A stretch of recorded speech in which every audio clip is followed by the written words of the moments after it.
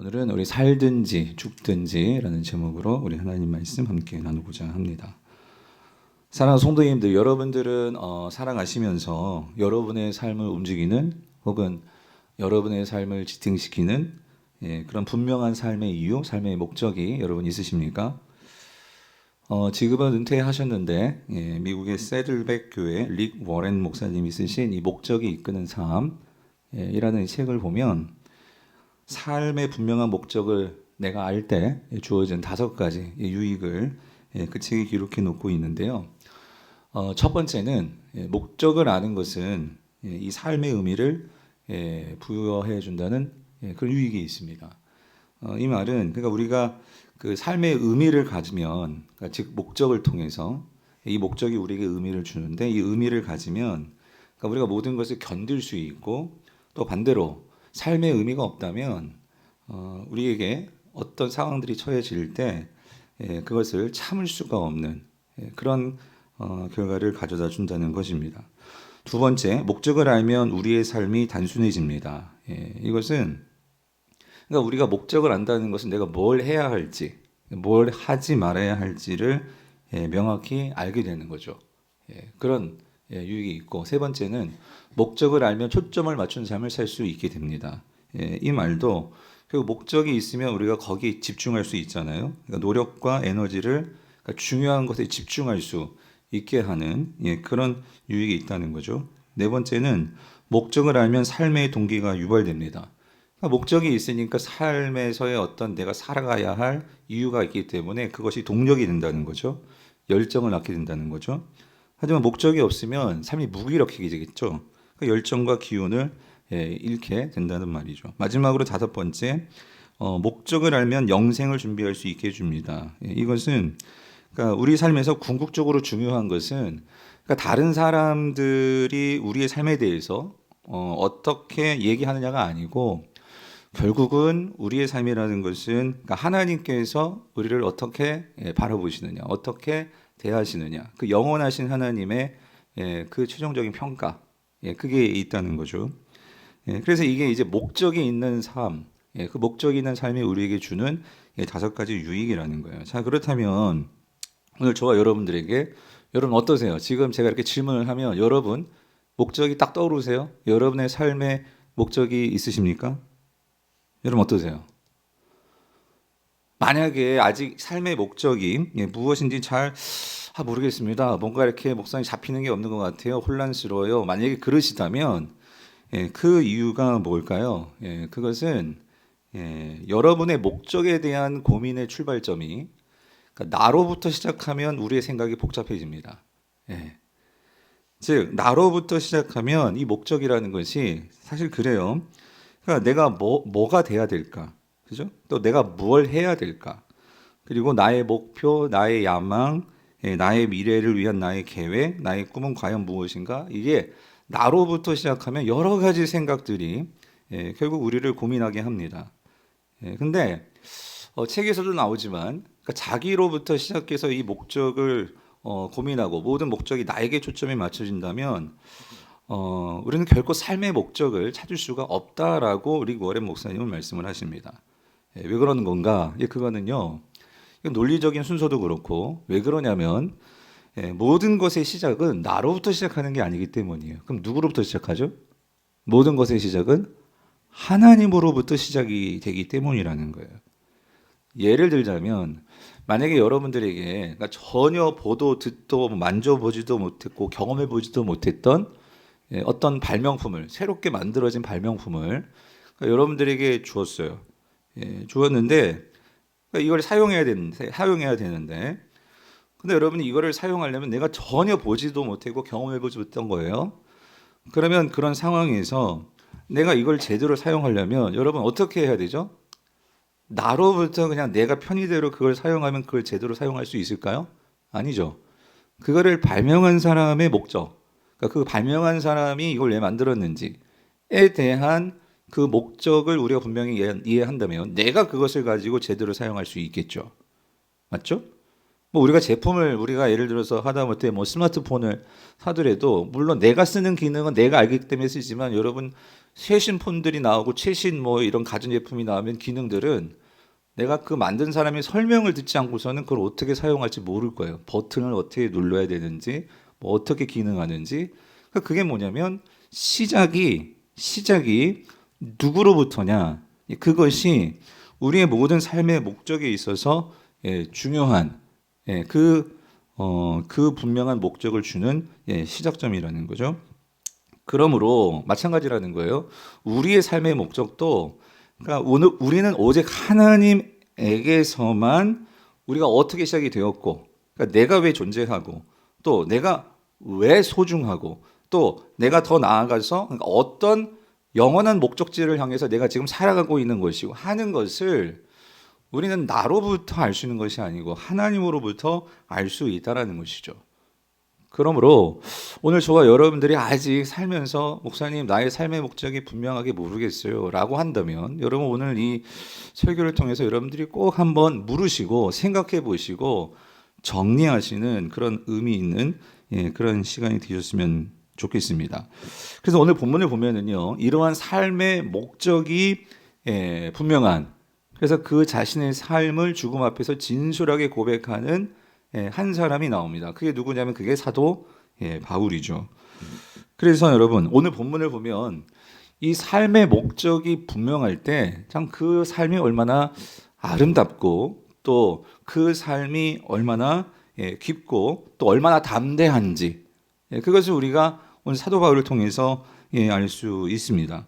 자 그렇다면 오늘 이 사도 바울의 삶의 목적이 뭐냐? 여러분 20절을 같이 한번 같이 보겠습니다. 우리 20절 같이 읽어볼게요. 시작. 나의 간절한 기대와 소망을 따라 아무 일에든지 부끄러워하지 아니하고 지금도 전과 같이 온전히 담대하여 살든지 죽든지 내 몸에서 그리스도가 존귀하게 되게 하려 하나니에요. 자, 여러분 사도 바울의 삶의 목적은 무엇일까요? 그것은 살든지 죽든지 내 몸에서 자 누가 그리스도가 존귀하게 되게 하는 것. 여러분 이게 사도 바울의 삶의 목적이었습니다. 자, 근데 여러분 지금 사도 바울이 지금 이 어떤 상황에 처해 있는지를 우리가 좀 알 필요가 있습니다.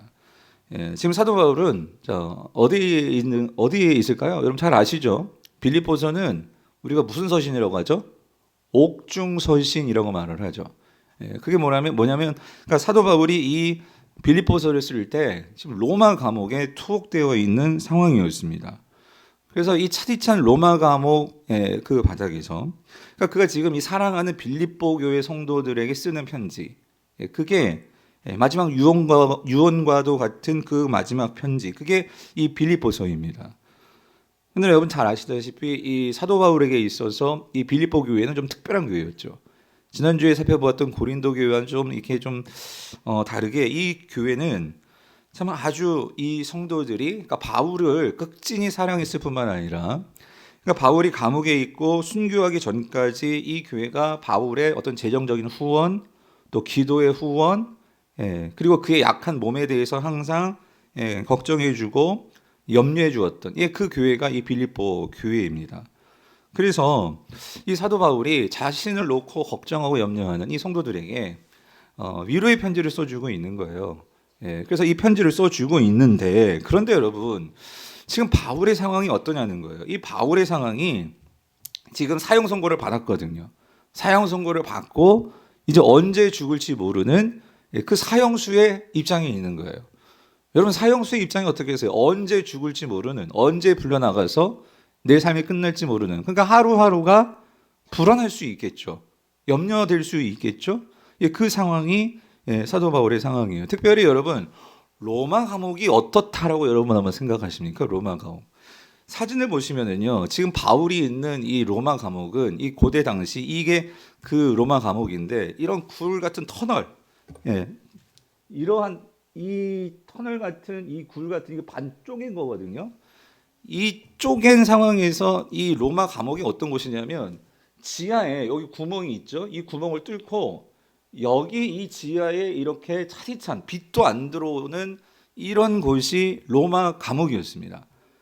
그러니까 그래서 이 감옥이 고대 이렇게 생각하시는데요. 우리 이게 지하 저수조 있잖아요. 예. 그런 곳이 로마 감옥이었다는 거예요. 실제로 사진을 보시면은요. 이게 발견된 로마 당시 그 감옥인데 여기 보시면 구멍이 보이시죠? 그러니까 죄수들을 일로 집어넣는 거예요. 일로 집어넣으면 그 다음 사진이요. 예, 이렇게 이 구멍으로 나와서 이게 로마 감옥이에요. 그러니까 이런 사방팔방이 다 갇혀 있는 이런 상황 속에서 심리적으로도 그렇고 또 육체적으로도 그렇고 이런 상황 속에서 사도 바울이 이런 상황에서 지금 빌립보 교회 성도들을 오히려 성도들을 생각하면서 뭐라고 말하냐면 기뻐하라는 거예요. 예, 기뻐하라. 예. 왜 그러냐면 나도 기쁘거든. 그러니까 너희들도 기뻐라. 그러니까 참 여러분, 이 목사지만 여러분도 그러고 저도 그러고 이 하나님의 이 신앙의 우리 인물들을 보면은 어떻게 기뻐할 수 있을까? 성도님들. 그런데 중요한 것은 우리 신앙의 선배들이 정말 기뻐했다는 거죠. 예. 그러니까 우리가 그런 신앙을 지금 우리가 갖고 있는 거예요. 우리 따라가고 있는 건데. 그런데 여러분 보십시오. 어떻게 사도 바울이 그러니까 이런 환경적으로도 기뻐할 수 없는 상황. 그리고 지금 내 상황, 내 신변에서도 지금 당장 내일 죽을지도 모르고 이런 불안한 상황. 그런 상황 속에서도 사도 바울은 그 옥에 갇혀 있고 사형당할지도 모르는 상황이지만 이런 상황 속에서 자신은 어떻게 기뻐한다. 그러니까 너희들도 기뻐하라. 이렇게 말할 수 있는 그 힘, 그 근거, 그 능력은 도대체 이유는 뭘까? 여러분 뭘까요? 제가 빌립보에서 찾는 이유는 단 한 가지밖에 없어요. 그거는 사도 바울의 삶은 상황을 따라 움직이는 그런 삶이 아니라 사도 바울의 삶은 목적을 따라 사는 삶이었다는 거예요. 예. 성도님들 참 이게 단순한 명제지만 잘 아는 것 같지만 너무 중요한 것 같아요. 뭐냐면 여러분 삶은요 그런 것 같아요. 똑같은 상황이라 할지라도 그러니까 어떤 사람은 상황을 따르는 사람들이 있고요. 어떤 사람은 상황은 정말 이렇게 힘들고 어렵지만 그 상황 속에서 살아내는 거기에는 이유가 있죠. 뭐냐면 그게 사도 바울을 봤을 때 그게 바로 목적이더라는 거죠. 무슨 목적? 살든지 죽든지 내 몸에서 누가 그리스도가 어떻게 되는 거예요? 존귀하게 되게 되는 거. 그 목적이 있으니까 이 사도 바울은 그 상황 속에서도 이런 감옥의 상황 속에서도 그는 흔들리지 않고 상황 따라가지 않고 마음이 상황 따라가지 않고 그 목적 따라가는 데 집중하면서 그는 살아내더라는 거예요. 그 삶을. 그래서 이러한 목적을 따라가다 보니 여러분 이렇습니다. 그러니까 살든지 죽든지 내 몸에서 그리스도가 존귀하게 되는 거. 다시 말하면 내 몸을 통해서 그리스도가 드러나는 거. 사도 바울은 그게 삶의 목적이었거든요. 그런데 이런 사람을 감옥에 갖다 놓으니까 어떤 일이 벌어졌느냐. 여러분 12절부터 같이 한번 볼게요. 12절부터 우리 다는 읽지 않겠고 우리 18절까지 4절만 같이 한번 읽어봅시다. 시작. 형제들아 내가 당한 일이 도리어 복음 전파의 진전이 된 줄을 너희가 알기를 원하노라. 이러므로 나의 매음이 그리스도 안에서 모든 시위대 안과 그 밖의 모든 사람에게 나타났으니 형제 중 다수가 나의 매임으로 말미암아 주 안에서 신뢰함으로 겁없이 하나님의 말씀을 더욱 담대히 전하게 되었느니라. 그러면 무엇이냐? 거칠애로 하나 참으로 하나 무슨 방도로 하든지 전파되는 것은 그리스도니 이로써 나는 어떻게 해요? 기뻐하고 어떻게 해요? 또한 기뻐하리라.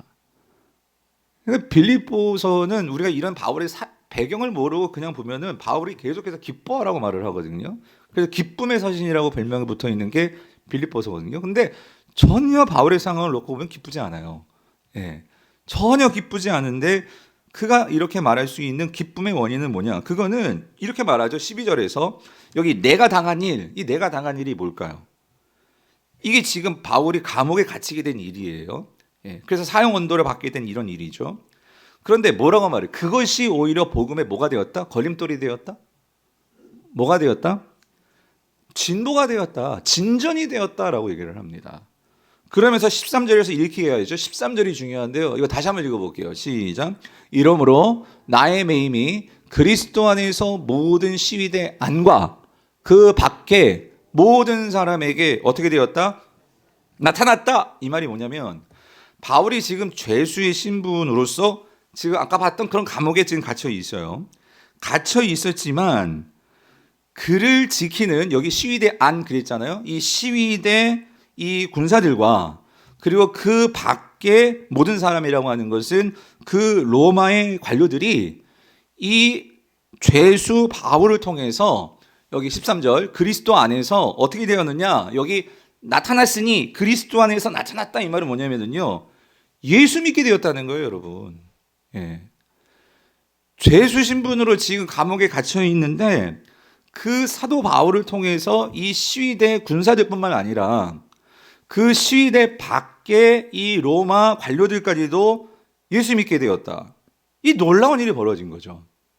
여기 시위대라는 게요, 이 헬라어로 프라이토리온인데 이 단어는요, 그러니까 빌립보서가 로마에서 쓰여진 것을 우리가 추측하게 하는 이 단어이기도 한데, 여기서 이 시위대는 그러니까 로마 황제를 그 측근에서 보호하는 이 근위대입니다. 경호대라고 할 수 있는 거죠.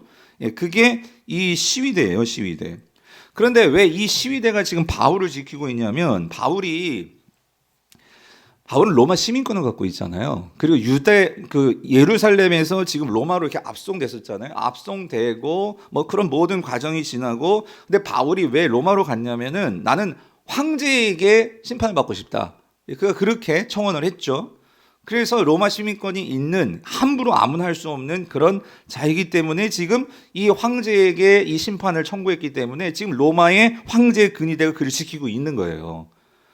그러다 보니 이 시위대 안에서 이 황제, 그러니까 여러분 이 시위대 이 군인들은 아무나 만날 수 있는 사람이 아니죠.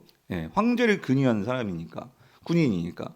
그런 상황에서 이러한 바울을 통해서 예수를 믿게 됐다. 이게 무슨 말이냐면 바울이 남다른 거예요. 다른 죄수들과 같이 그런 상황 속에서 이 사람은 뭔가 이상한 거죠. 그 죄수들 상황 속에서 정신이 어떤 면에서는 미쳐갈 것 같은 그런 상황에도 이 사람은 온전하게 항상 정해진 시간에 일어나서 뭔가 주님을 기도하고 또 그 기도하고 찬양하고 뭐 하여튼 그런 모습들이 달라 보였던 거죠. 그리고 제일 중요했던 것은 그 상황 속에서도 마음에 뭘 지키고 있냐면 평안을 지키고 있는 거예요. 그러니까 이 로마 사람들이 볼 때 궁금한 거죠. 그들 중에 분명히 궁금했을 거예요. 도대체 저 사람이 믿는 신은 도대체 어떤 신이냐고. 로마 사회는 다 신교잖아요. 그러니까 각자 믿는 신이 있는데 이 사람이 믿는 신은 뭔가 다르단 말이에요. 마음의 평안과 평강을 주니까. 그러니까 물었겠죠. 당신이 믿는 신이 누구냐고. 그렇게 시위대 안에서 그렇게 복음을 받고 예수를 믿고, 그런데 놀라운 것은 이게 시위대 안에서만이 아니라 시위대 밖에 모든 사람이라고 한다면 이게 로마인이거든요. 그러면 이 시위대 군대, 이 군인들이 또 접촉하는 누가 있겠어요? 황제 근위대니까 이 사람들이 접촉하는 사람들은 분명히 또 로마 고위층일 거란 말이죠. 그러니까 결론적으로 무슨 말이냐면 이 바울이 로마 감옥에 갇히면서 어떤 일이 벌어지냐면 로마 고위층의 전도가 되는 거예요. 성도님들.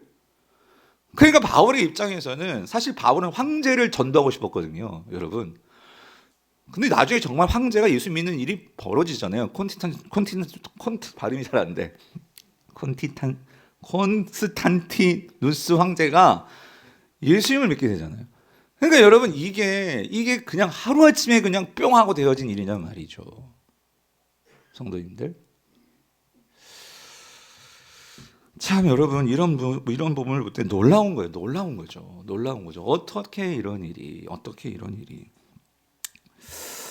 그런데 여러분 20절을 다시 한번 볼게요. 그래서 20절을 다시 보면, 그래서 사도 바울이 뭐라고, 살든지 죽든지 내 몸에서 그리스도가 존귀하게 되는 것, 다시 말하면 그리스도가 드러나는 것, 영광으로 드러나는 것, 이게 나의 삶의 목적이다 그랬는데, 그럼 두 번째로 바울은 왜 이 목적을 가졌을까요?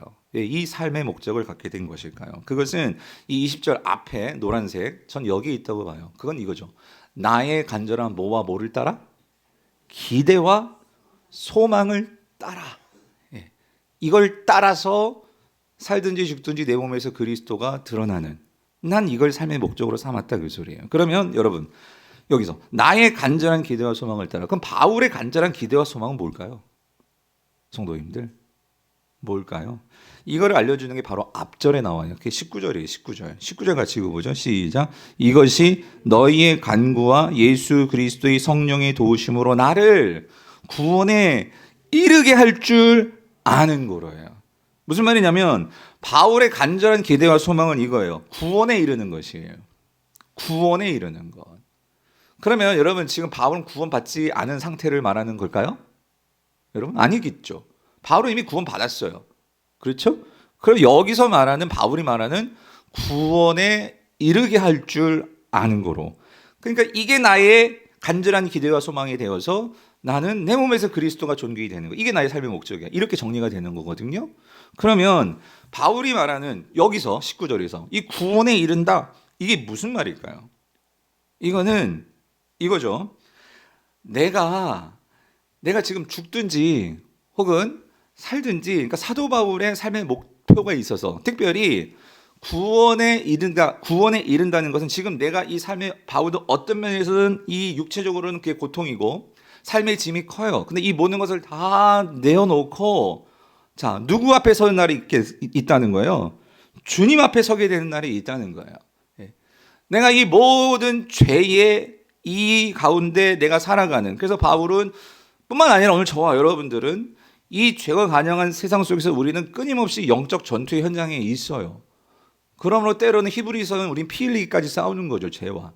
그런데 그렇게 싸우면 살지만 내가 그 모든 것을 다 벗어버리고 정말 주님 앞에 서게 되는 그 구원의 날, 그 날이 있단 말이에요.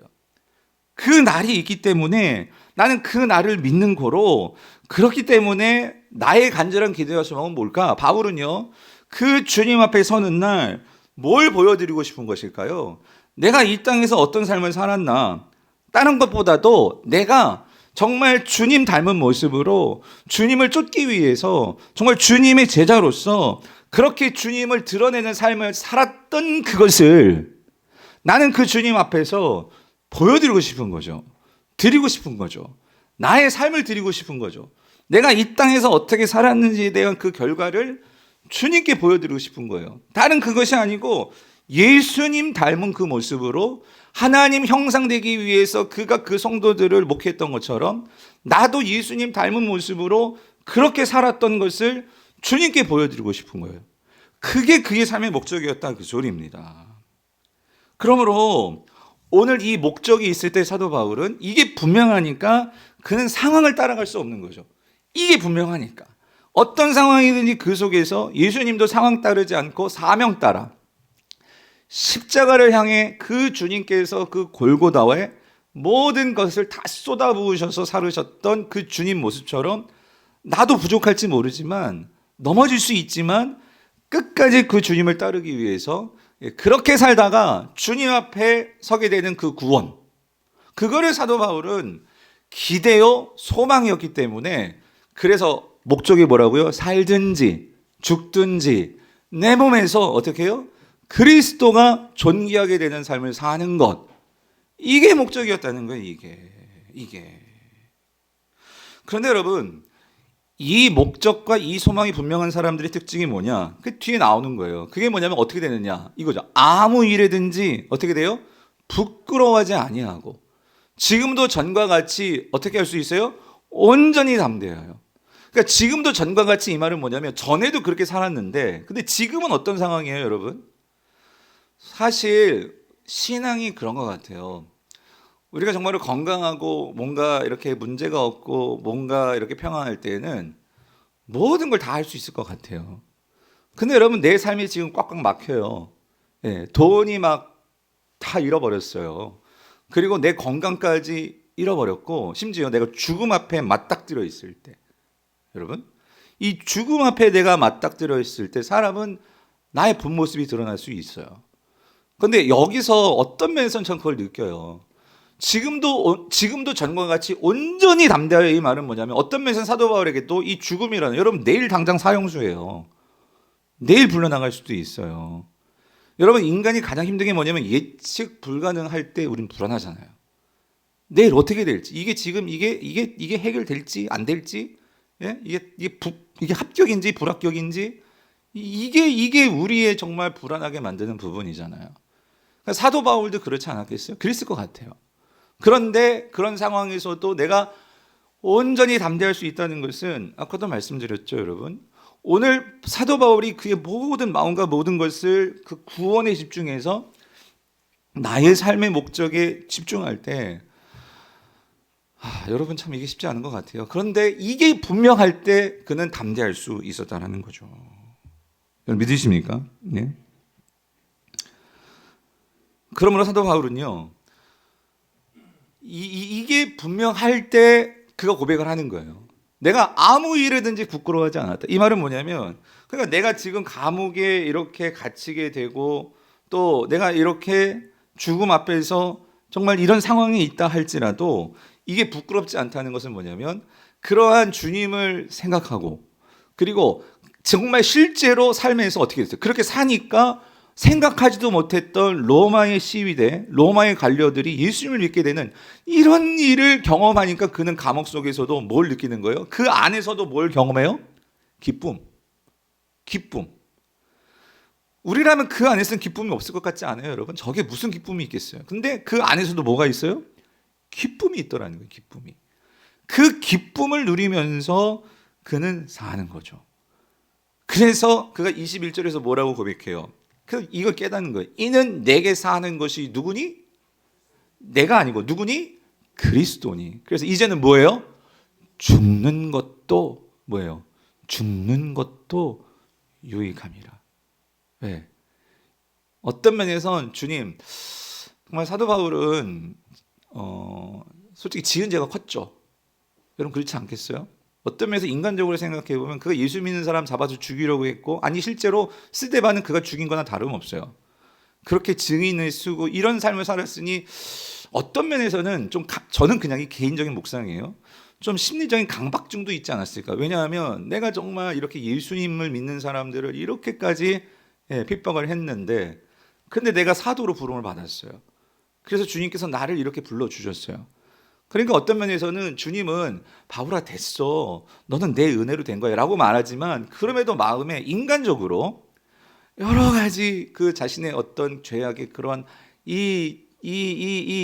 정말 그 큰 죄악이 마음에 짐이 될 때는, 그래서 더 어떻게 자신의 몸을 쳐가면서 돌에 맞고 그렇게 막 죽을 고비를 넘어가고 막 여러 가지들을 그렇게 겪으면서 그렇게 살았는데, 이제는 사도 바울도 이제는 내게 사는 것이 그리스도니 죽는 것도 유익함이라라고 말할 때는 그래도 주님, 내가 정말 그래도 내가 주님을 닮기 위해서 내가 이 땅에서 이렇게 사는 것 같네요. 내가 정말 이 감옥 속에 이렇게 있는 것도 결국은 주님을 생각하면서 있는 거네요. 그리고 이제 내가 남은 것이라고는 주님이 십자가에 달려 죽으셨던 그 모습처럼 나도 주님 닮아서 그렇게 죽을 수 있는 그게 있다는 것이 너무나 감사하네요.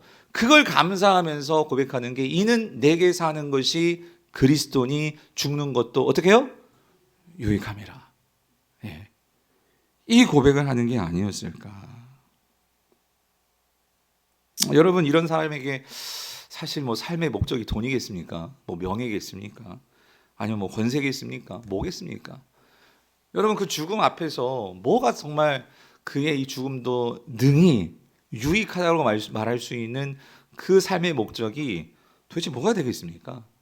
그거는 영원한 것만이 이 죽음을 뛰어넘을 수 있는 그런 삶의 목적이 되지 않겠습니까? 그런 면에서 여러분, 오늘 저도 그렇고 여러분도 그렇고 우리가 한번 생각해 보자 그 소리예요. 여러분의 삶의 목적은 뭐냐고요? 그러니까 도대체 우리는 뭘 위해서 그렇게 힘겹게 사냐 말이죠. 단지 돈을 위해서? 아니면 좀 더 넓은 집을 위해서? 아니면 어떤 높은 어떤 그러한 연봉, 또 나의 어떤 지위, 이런 걸 위해서? 좀 더 편한 노후를 위해서? 중요하죠. 근데 아니면 이런 분도 있을 거예요. 정말 삶이 빡빡해서 이런 여유도 없고 이런 걸 생각할 여유도 없어서, 아니면 정말 현실에 대해서 절망하면서 맨날 원망하면서 그냥 하루 눈뜨기 힘들게 정말 무슨 도살장에 들어가는 것처럼 나의 일터로 나아가면서 그렇게 사시는 분도 분명히 있을 거예요. 그런데 여러분, 내 삶이 편하든 그러니까 살든지 내 삶이 고역이든 죽든지 여러분 우리는 생각해 보셔야 돼요. 내가 뭘 위해서 사는 건지, 무엇을 위해서 살 건지, 남은 삶을 어떻게 살 건지 여러분 우리는 생각해 주셔야 돼요. 목사도 여러분도 우리 모두가 다. 여러분 잘 아시는 이 아이폰 만들고 이 애플의 창업주 이 스티븐 잡스가요. 그가 췌장암으로 2011년에 이 세상을 떠났잖아요. 그런데 그가 이제 죽기 전에 2005년에 그의 모교인 스탠포드 대학에서 졸업식에서 연설을 했어요. 여러분 이미 다 아시는 분들 많으실 건데 그 명연설이라고 지금까지도 그렇게 많이 알려져 있는데 여러 대목이 있지만 제가 특별히 이렇게 주목했던 부분은 이 대목이었어요. 한번 들어보세요. 곧 죽게 된다는 생각은 인생에서 중요한 선택을 할 때마다 큰 도움이 됩니다. 사람들의 기대, 자존심, 실패에 대한 두려움 등 거의 모든 것들은 죽음 앞에서 무의미해지고 정말 중요한 것만 남기 때문입니다. 여러분. 그러니까 우리가 지금 당장 죽는다라고 생각. 여러분 이 사람 뭐가 아쉽겠어요? 뭐 돈이 아쉽겠어요? 명예가 아쉽겠어요? 뭐가 아쉽겠어요? 근데 췌장암이잖아요. 예. 근데 자기가 이제 죽음을 앞두고 이 사람도 고민했겠죠. 과연 뭐가 남는 것일까? 여러분. 예. 그러면서 정말 뭐가 남는 것인가? 이걸 고민했다 그 소리예요. 그러니까 여러분 뭐가 남겠어요? 영원한 것만이 남겠죠? 성도님들. 그러니까 우리가 영원한 것을 붙잡아야 되겠죠? 예. 그래서 저는 이 사도 바울이 우리에게 답을 주는 것 같아요. 사도 바울은 그걸 붙들었던 자죠. 그게 뭐예요? 계속 반복합니다. 살든지 죽든지 20절 뭐예요? 내 몸에서 어떻게 해요? 그리스도가 존귀하게 되게 하는 것. 왜? 여러분 이 세상에 무엇이 영원합니까? 무엇이 영원한 우리에게 있어서 삶을 가져다 주고 우리의 심판의 근거가 무엇입니까? 영원의 근거가 무엇입니까? 그것은 오직 뭐예요? 예수 그리스도. 여러분, 여러분의 삶에 아까도 제가 말씀드렸어요. 시작점이 예수 그리스도부터입니까? 아니면 나로부터입니까? 그러니까 여러분의 시작점이 분명해야 여러분이 돈을 버는 것도 그럼 돈을 벌지 말라 그 얘기가 아니죠. 시작점이 예수로부터 돈을 벌어야 되고 예수로부터 공부를 해야 되는 것이고 예수로부터 사업을 해야 되는 것이고 예수로부터 목회를 해야 되는 것이죠. 근데 이게 예수로부터가 아니면 이게 꼬여지는 거예요. 예. 그런 부분에서 우리가 정말로 내가 시작해야 할 시작점, 나의 삶의 목표가 어디에 있느냐 말이죠. 여러분들이 앞으로 젊으면 뭐 한 50년, 60년 사실 거예요. 아니면 여러분들 중에 이제 우리가 평균 뭐 연령을 따져서요. 한 20년 남으신 분, 10년 남으신 분, 30년 남으신 분 다 다를 거예요.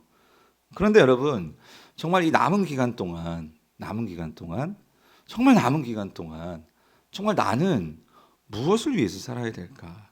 예. 사도 바울은 지금 그 고민하면서 그걸 붙들었기 때문에 나는 기쁘다라고 말할 수 있는 것 같아요.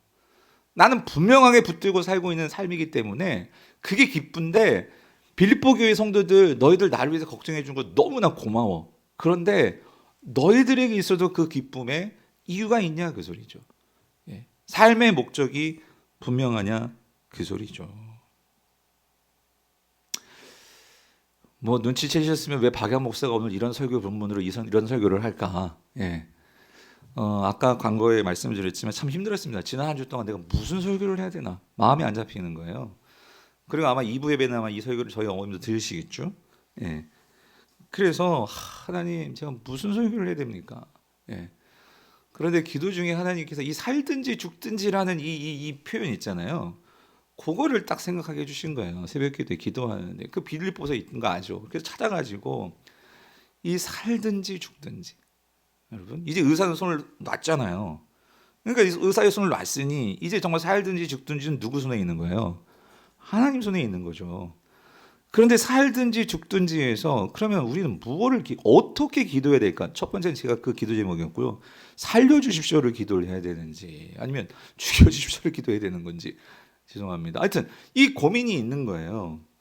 그런 상황에서 이 사도 바울을 보게 하신 거죠. 그리고 제가 이 설교를 준비하면서 예전에도 한번 소개해드렸어요. 근데 그게 딱 떠오르죠. 예화로. 여러분 이 교회 오빠 아시죠? 예, 이관희 집사님 그 이야기. 예, 영화도 있고 다큐멘터리도 있고 책도 있고 우리 여기 밑에도 책이 있어요. 이 이관희 성도 이야기. 그래서 이분이 여러분 잘 아시겠지만 이분도 정말 신실하신 분이신데 그 아내도 그렇고 근데 참 어떻게 이런 일이 생기냐 말이에요. 왜냐하면 이 남편도 이 대장암 사기 말기암이죠. 아내도 혈액암 사기. 부부가 다 암에 걸려가지고 여러분. 그러니까 둘이 지금 다 항암 맞고 이렇게 다 이러고 있는 상황. 예. 근데 이런 상황에서 이 이관희 성도의 이야기 자체가 그의 고백이 그거였어요. 실제로 뭐냐면 살든지 죽든지 내 몸에서 그리스도가 존귀히 되게 되었으면 좋겠어요. 그러니까 사도 바울이 말한 그 실사판이 오늘날 우리 주변에 한 교회에서 같이 만날 수 있는 이분이 한 40 되셨을까? 아무튼 하여튼 그 어간이었던 것 같은데 그런 집사님을 보고 있는 거예요. 예. 근데 이분이 영상을 아신 분은 병이 점점 나빠졌죠. 점점 나빠지면서 점점 악화가 되는데 그러면서 수술과 항암과 이걸 번갈아 가면서 그런 모든 과정을 거치면서 그 깨달은 바를 인터뷰를 하고 이제 나중에 그 PD가 그걸 모아서 낸 책은 이제 교회 오빠죠. 근데 책에 보면 이런 내용들이 나와요. 그러니까 이런 일련의 과정을 거치면서 깨달은 내용 중에 이런 내용이 있어요. 수술과 항암 치료를 통해서 내 몸속에 있는 이 안 좋은 것들을 없애기 위해서 최선의 노력은 다하고 있지만 그러니까 뭐냐면 항암이라는 게 그런 거잖아요. 이 나쁜 세포 죽이려고 사실 그걸 죽이려고 하다 보니 좋은 세포까지 다 죽이고 막 이런 일이 벌어지면서 그 고통스러운 거 아니에요? 그러니까 우리가 살기 위해서 우리 몸에 나쁜 것은 그렇게 죽이려고 한단 말이에요. 나쁜 세포는 물리적으로 세포는 그렇게 죽이려고 하는데 근데 이분이 이런 항암 과정을 거치면서 이걸 깨달은 거예요. 뭐냐면 내 마음속에 지금까지 자리 잡고 있었던 이 안 좋았던 문제들 더러운 것들 그런 것들을 어떻게 하며 내가 없애고 줄여갈 수 있을까? 내 마음속에 그런 나쁜 것들이 있는 것에 대해서는 외면하고 살았던 것 같아요. 여러분 사실 우리 안에 있는 이 미움, 시기, 질투, 음란 사실 이게 얼마나 나쁜 거예요? 이게 암과 같이 우리 마음에, 심령에, 정신적으로 영혼을 갉아먹는 그런데 우리는 그거를 없애려고 우리는 그렇게 신경 쓰지 그냥 갖고 살잖아요. 근데 정작 내가 이 암의 이런 암세포들은 그렇게 죽이려고 우리가 그 고통을 참아가면서 항암을 한단 말이죠. 근데 이분이 그런 고통스러운 과정을 거치면서 그걸 깨닫는 거예요. 그러면서 이제 그 두 암이 걸린 이 부부가 이런 대화를 나눈 말도 있어요. 내가 아프고 나에게 주어진 나에게 허락된 삶의 기한이 언제인지 확실히 알 수가 없는 경험을 했기 때문에 오늘 나에게 주어진 이 하루가 내 인생의 마지막 날이라고 가정을 하면 나에게 주어진 이 하루를 누군가를 미워하고 누군가를 증오하면서 보내고 싶지는 않은 거야. 그 시간을 이 사람을 사랑하고 이 사람을 축복하는 시간을 채우고 싶은 것이 내가 요즘 생각하는 나의 투병기야. 몸은 아프고 사도 바울 감옥에 갇혀 있는데 그 상황 속에서 원망하면서 미워하면서 그렇게 시간을 보낼 것이 아니라 사도 바울은 전도하면서 시간을 보냈죠. 예. 그런데 이 이관희 집사님은 그 투병기가 뭐냐면 내가 어떻게 하면 남은 시간 동안 그런 사람들과 화해할 수 있을까? 용서할 수 있을까? 품을 수 있을까? 이걸 가지고 남은 시간들을 보냈다는 거죠. 그러면서도 점점 상태가 나빠지면서 결국은 대장암 수술을 했어요. 항암이 끝났어요. 그런데 14개월 만에 다시 암이 또 재발이 된 거예요. 여러분, 아마 여러분들 중에도 이미 암을 다 겪고 나시고 그런 분들이 있는데 정기 검진할 때마다 얼마나 그게 불안하시잖아요. 혹시 또 이게 재발되지는 않았을까 하는 이 불안함은 아마 당사자들만 아실 텐데 그런데 그렇게 갔는데 다시 재발되었다는 거죠. 이건 완전 삶이 또 무너지는 거 아니겠어요? 그런데 그 상황에서 재발이 되었을 때 그래서 재발이 되고 또 수술에 들어가요. 근데 수술을 앞두고 이런 고백을 했대요. 요즘 나의 기도 제목은 내 안에 나는 죽고 오직 예수님만 사는 삶이야. 이것이 어떻게 보면 굉장히 멋있는 말이고 굉장히 어려운 말인데, 근데 생과 사의 갈림길에 서 있는 나나 은주나 우리는 그걸 할 수 있는 상황인 거야. 건강하고 사는데 아무 꺼리낌이 없는 사람은 이걸 깨닫지도 못하고 이해도 안 되고, 그런데 보니까 나는 죽고 예수만 사는 삶, 그것을 실행에 옮길 수 있는 찬스가 지금 우리한테는 와 있는 거더라고. 내 안에 있는 힘을 다 빼고 주님이 이끄는 삶. 야, 성도님들, 저도 목사지만 정말 제가 이럴 수 있을까? 예. 근데 오늘 저와 여러분들이 어쩌면 지금 이러한 암이든 질병이든 어떤 내 삶의 고통의 문제든 그 고통의 터널을 지나가시는 분이 계실 거고, 저도 어머님의 일을 겪으면서 저도 여러분들도 혹시 이 아직 우리가 건강하시다면 제가 오늘 이 말씀을 드리는 것은 예방 주사를 드리는 거예요. 적어도 우리가 만약에 이런 일을 당한다면 하나님, 정말 그때 박예환 목사가 설교했던 저에게도 살든지 죽든지 오늘 이 말씀을 가지고 우리가 그 상황을 대처할 수 있다면, 여러분 만약에 아무런 대책이 없으면 우리는 이런 상황에서 다시 암이 재발돼서 이거 완전히 무너지는 거 아니에요? 삶이 완전히 다 깨져버리는 거 아니에요? 그런데 그런 상황에서 이런 고백을 하는, 이게 성경에서만 보는 그런 바울만의 이야기가 아니고 우리 옆에서 보는 집사님의 이야기더라는 거죠. 네. 사랑하는 성도님들, 어떻게 내 안에 있는 힘을 빼고 주님이 이끄는 삶, 이런 고백을 할 수 있을까? 이관희 집사도 분명한 한 가지는요, 상황에 따라 사는 삶이 아니라 분명한 삶의 목적을 따르는 삶을 살았을 때 이런 고백이 가능하다라는 거예요. 결국 대장을 다 잘라냈습니다.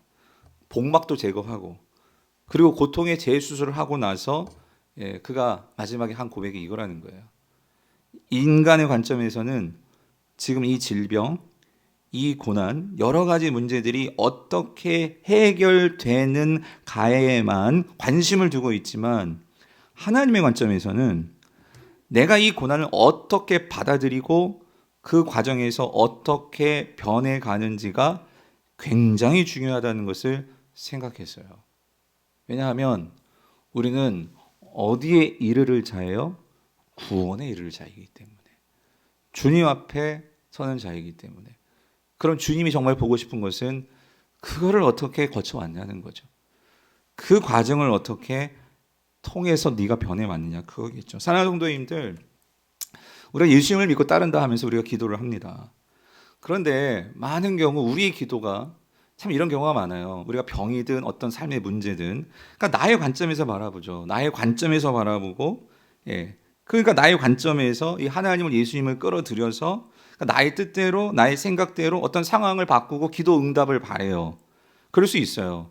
우리 초보의 신앙이라면 그럴 수 있어요. 근데 적어도 우리가 신앙 20년, 30년 여러분들이 말씀을 들었고 말씀을 읽었고 또 우리가 직분자고 정말 주님을 따르는 이제 출발선에서 어느 정도 멀리 온 성도라면 오늘 우리는요, 어떤 태도로 바라봐야 될까? 이관희 성도가 보여주는, 우리에게 주는, 그는 떠났지만 이렇게 설교를 통해서 제가 인용할 수 있고 또 우리가 기억할 수 있는, 우리에게 주는 좋은 샘플, 그 예는 뭐냐면, 그것이 암이 됐건 감옥이 됐건 무엇이 됐건 우리가 정말 신앙생활은 뭐죠?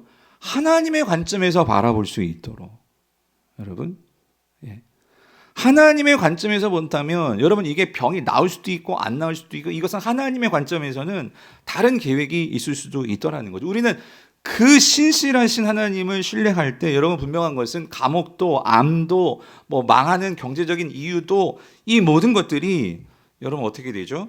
그것들을 새롭게 그 넘어 하나님이 우리를 인도하신 삶으로 계속해서 나아갈 수 있는, 그냥 주저앉는 것이 아니고 계속해서 진전할 수 있는 복음의 진전이 일어나는 역사가 오늘 저와 여러분들의 삶에서도 일어나게 되는 줄 믿습니다. 바라기는 우리 사랑하는 모든 성도님들, 어떤 환난과 시련과 고통이 찾아온다 할지라도 여러분 분명한 것은 먼저 나의 삶의 목적이 뭐냐, 이거를 먼저 잘 점검하시고, 그리고 그 예수 그리스도를 붙들 때 여러분 거기에는 분명히 그것을 지나갈 수 있도록 하시는 하나님께서 힘과 능력을 주실 줄 믿습니다.